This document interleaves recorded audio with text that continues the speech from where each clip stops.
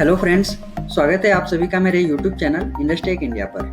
Friends, आज के इस वीडियो में हम लोग देखेंगे इलेक्ट्रोप्लेटिंग प्रोसेस के बारे में। यानी आज का जो हमारा टॉपिक रहेगा वो रहेगा इलेक्ट्रोप्लेटिंग प्रोसेस के बारे में। तो चलिए फ्रेंड्स, वीडियो को करते हैं स्टार्ट। तो सबसे पहले इलेक्ट्रोप्लेटिंग प्रोसेस में हम कंटेंट्स देख लेते हैं कि इसमें कौन कौन से कंटेंट हैं, एक बार उन पर नज़र मार लेते हैं। तो चलिए फ्रेंड्स, सबसे पहले हम इसमें देखेंगे इंट्रोडक्शन एंड हिस्ट्री के बारे में, और उसके बाद हम देखेंगे प्रोसेस सीक्वेंस के बारे में। यानी इलेक्ट्रोप्लेटिंग प्रोसेस में प्रोसेस सीक्वेंस कैसे रहता है उसके बारे में देखेंगे। फिर जो हमारा नेक्स्ट रहेगा वो रहेगा वर्किंग प्रिंसिपल, यानी कि इलेक्ट्रोप्लेटिंग प्रोसेस में वर्किंग प्रिंसिपल के बारे में समझेंगे।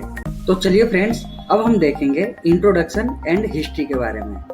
तो फ्रेंड्स, जो इलेक्ट्रोप्लेटिंग को इन्वेंट किया गया था वो किया गया था एक इटालियन इन्वेंटर के द्वारा, जिनका नाम था लुइगी वी ब्रगनाटेली, जो सन 1805 के दशक में इन्वेंट किया गया था इलेक्ट्रोप्लेटिंग प्रोसेस का। और इसके बाद से इलेक्ट्रोप्लेटिंग प्रोसेस में देखते हैं कि इलेक्ट्रोप्लेटिंग प्रोसेस में एक इलेक्ट्रिक करंट को यूज करके मटेरियल के थिन लेयर को किसी ऑब्जेक्ट के ऊपर डिपॉजिट किया जाता है। यानी कि इलेक्ट्रोप्लेटिंग प्रोसेस में इलेक्ट्रिक करंट का यूज करके मटेरियल का जो थिन लेयर होता है उसको किसी ऑब्जेक्ट के ऊपर डिपॉजिट किया जाता है। तो फ्रेंड्स, चलिए अब हम चलते हैं आगे की तरफ। अब फ्रेंड्स, अब हम इसमें देख लेते हैं process sequence of electroplating, zinc plating. यानी कि हम इलेक्ट्रोप्लेटिंग का प्रोसेस सीक्वेंस देखेंगे। बेसिकली जो मैंने यहाँ पे बताया है वो है जिंक प्लेटिंग का। जिंक प्लेटिंग में भी कई प्रकार के प्लेटिंग होते हैं। तो अभी जो मैं बता रहा हूँ वो कॉमन बता रहा हूँ मैं एसिड जिंक प्लेटिंग के लिए और अल्कालाइन जिंक प्लेटिंग के लिए, दोनों के लिए कॉमन है। जहाँ पे एसिड जिंक है वहाँ पे अल्कालाइन जिंक हो जाएगा। तो फ्रेंड्स, सबसे पहले हम एक बार समझ लेते हैं कि अगर पूछा जाए कि प्लेटिंग क्या चीज़ होती है, तो प्लेटिंग का मतलब है किसी मेटल के ऊपर मेटल डिपॉजिट करना। तो यानी कि किसी धातु के ऊपर धातु को अप्लाई करना ही प्लेटिंग होता है।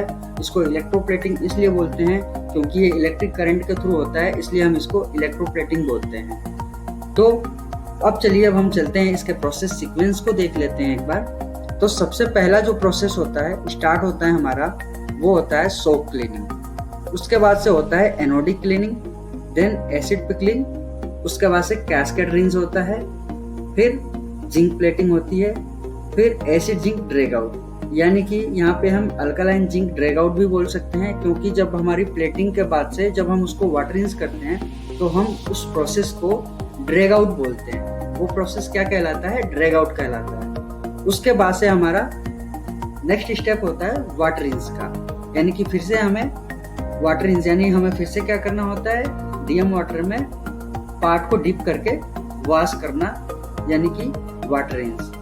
देन हमारा नेक्स्ट स्टेप क्या होता है? Nitric dip. उसके बाद होता है वाटर रिंज, देन पैसिवेशन, फिर water rinse first and second, फिर उस पर टॉप कोट का यूज किया जाता है, यानी कि एज अ सीलेंट के रूप में यूज किया जाता है टॉप कोट को।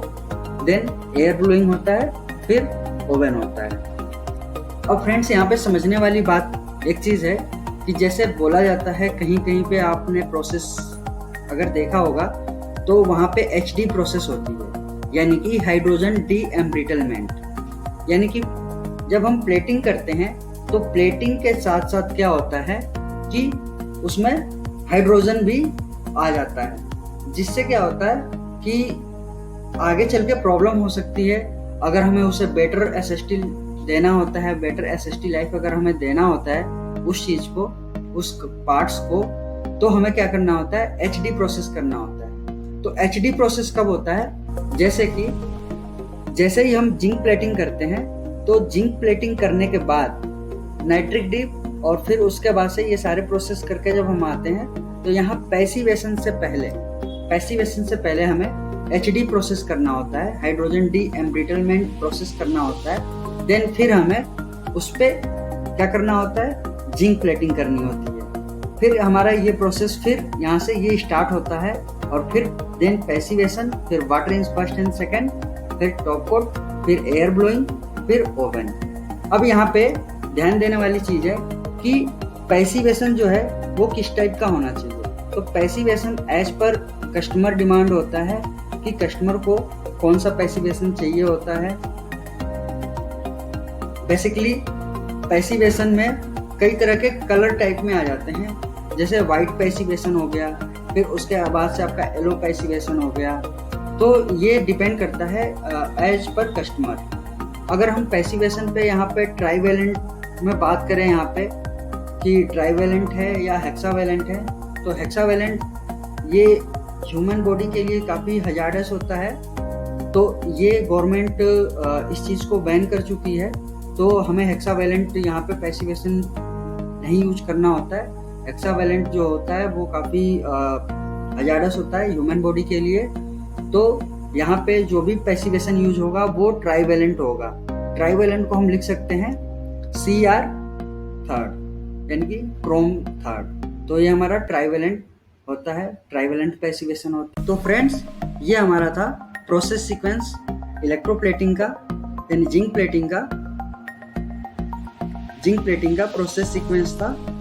मैं इन सभी पे एक अलग से सेपरेट वीडियो बनाऊंगा जिसमें इन सभी टैंक के क्या क्या पैरामीटर होते हैं, यानी कि उसकी pH क्या होती है, उसका टेम्परेचर कितना होता है, उसमें डीप टाइमिंग क्या होती है, कितने करंट पे हमें डीप टाइमिंग कितनी चाहिए होती है कि हमें इतना थिकनेस अचीव करना है।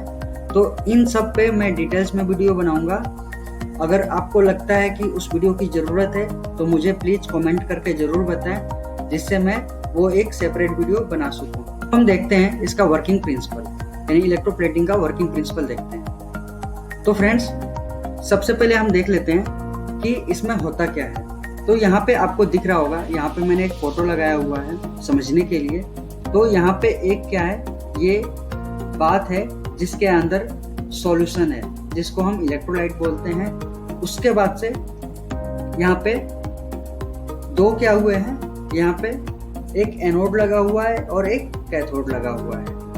तो जो एनोड है इसको हमने पॉजिटिव टर्मिनल से कनेक्ट किया हुआ है, और जो कैथोड है, यानी कैथोड हमारा एज अ पार्ट के रूप में यूज होगा, जिस पार्ट पे हमें प्लेटिंग करनी है, तो उसको हमने यहाँ पे क्या किया है, निगेटिव टर्मिनल से क्या किया है, कनेक्ट किया हुआ है। और इसको हमें एक रेक्टिफायर के थ्रू कनेक्ट कर देते हैं, क्योंकि रेक्टिफायर का क्या काम होता है, वो AC करंट को DC करंट में कन्वर्ट करता है। तो यहाँ पे रेक्टिफायर के थ्रू कनेक्ट कर देंगे।